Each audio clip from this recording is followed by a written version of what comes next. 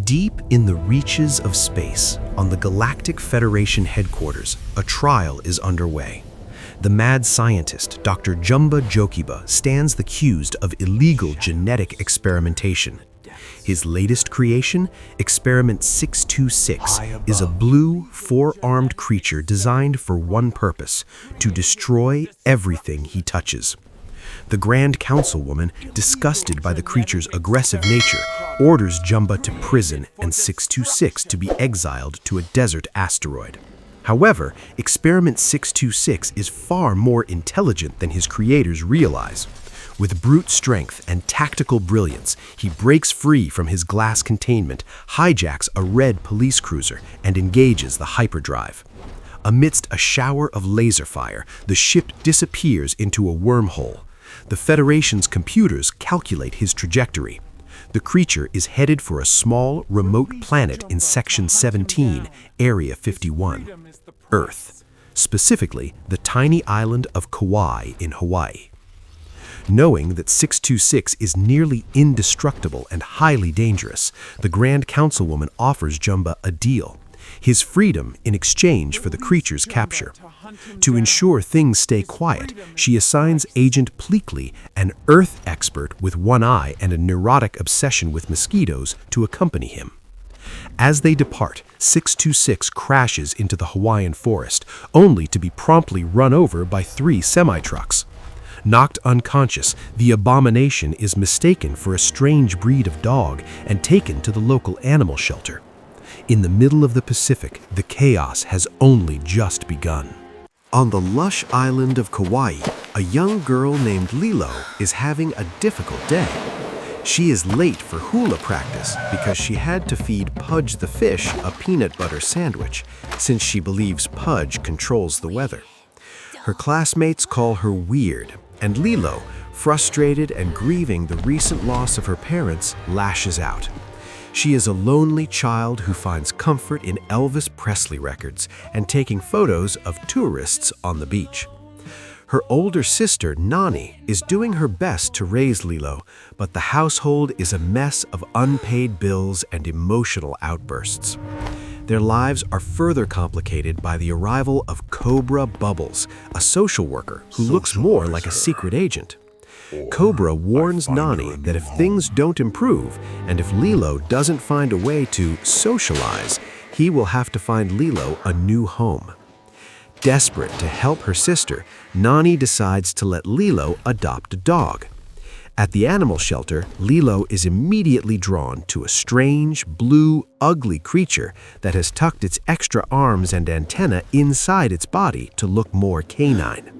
This is Experiment 626.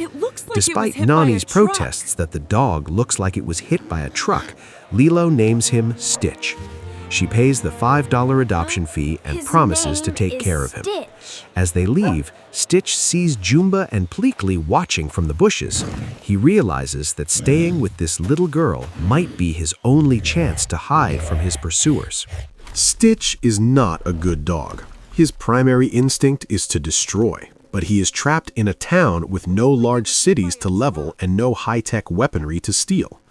At Nani's house, he tears apart Lilo's room and tries to eat the furniture. Lilo, however, is undeterred.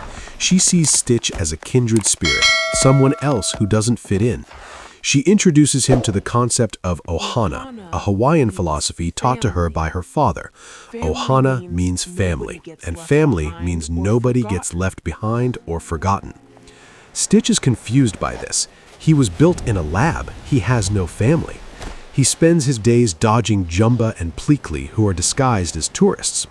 Jumba knows that Stitch's molecular density makes him unable to swim, so he waits for the creature to get near water. Meanwhile, Nani is struggling to find a job after being fired from the restaurant where Stitch caused a scene. Everywhere they go, Stitch's chaotic energy makes things worse. He creates a miniature model of San Francisco just to destroy it like Godzilla, and he uses Lilo's record player to blast Elvis music through his own mouth. Despite the carnage, Lilo refuses to give up on him. She senses a deep sadness in Stitch, a void where a heart should be. She shows him her favorite book, The Ugly Duckling, and tells him that even the lost can find where they belong. Nani's boyfriend, David, tries to cheer everyone up by taking them surfing. For a few moments, the tension melts away.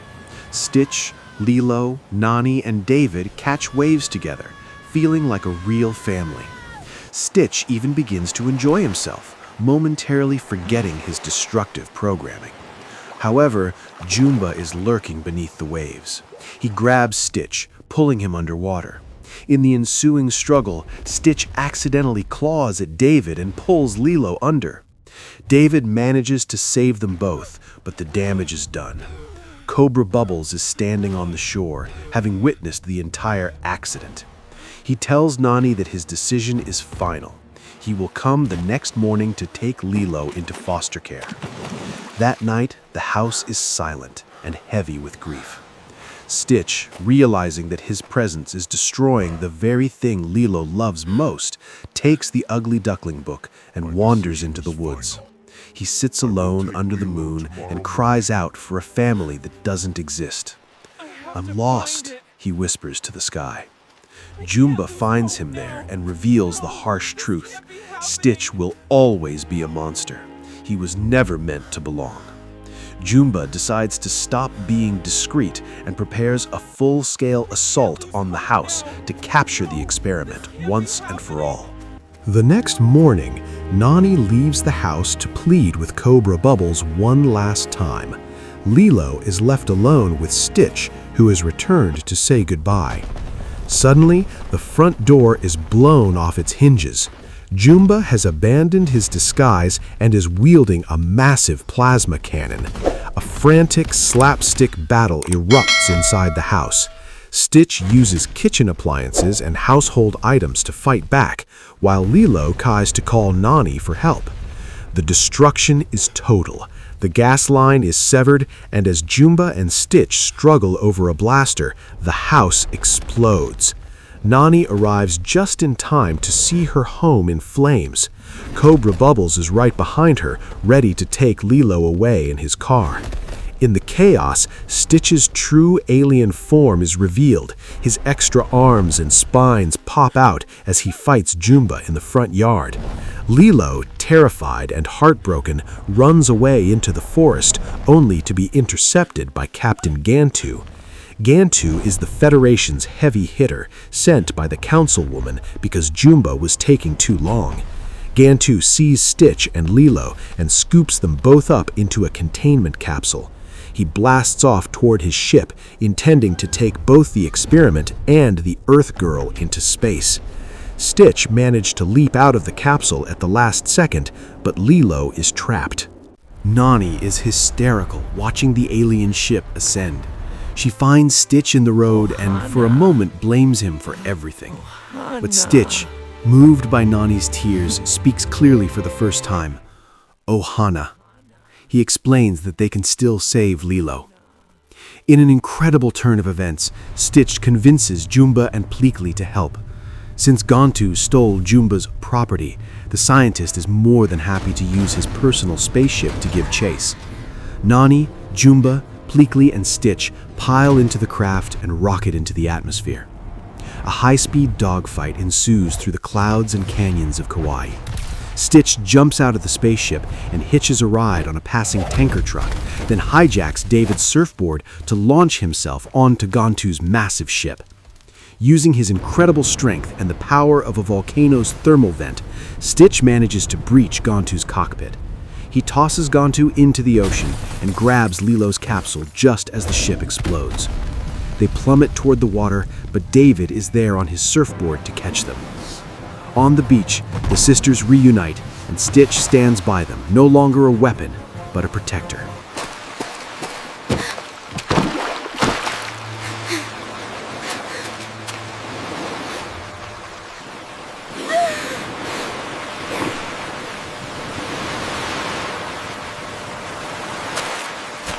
The victory is short-lived. The Grand Councilwoman's massive cruiser descends from the stars, surrounding the beach with hundreds of Federation guards. She steps onto the sand, prepared to take Stitch into custody and execute Jumba. She looks at Stitch, who is now calm and standing quietly by Lilo's side. "Experiment 626, she says sternly. "Step forward." Stitch takes a breath and speaks with a gentle, gravelly voice. "This is my family. I found it, all on my own. It is little and broken, but still good. Yeah, still good." The councilwoman is stunned. She has never seen an experiment exhibit genuine emotion or a sense of belonging. However, the law is the law. As she prepares to take him, Lilo steps forward with her adoption papers. She explains that she bought Stitch at the shelter and that stealing him would be a violation of Earth's laws. To everyone's surprise, Cobra Bubbles, who reveals he used to work for the CIA and met the councilwoman at Roswell, supports Lilo's claim. The councilwoman smiles, realizing she has found a loophole. She decrees that Stitch will be exiled to Earth under the guardianship of Lilo and Nani. With the Federation's departure, life on Kauai changes forever. The Grand Councilwoman orders Jumba and Pleakley to stay on Earth as well, as they are now technically homeless. Using Jumba's technology and the insurance money, and perhaps a little help from their alien friends, they rebuild the house. It's bigger and weirder than before, with room for everyone. The broken family becomes a beautiful, functional mess.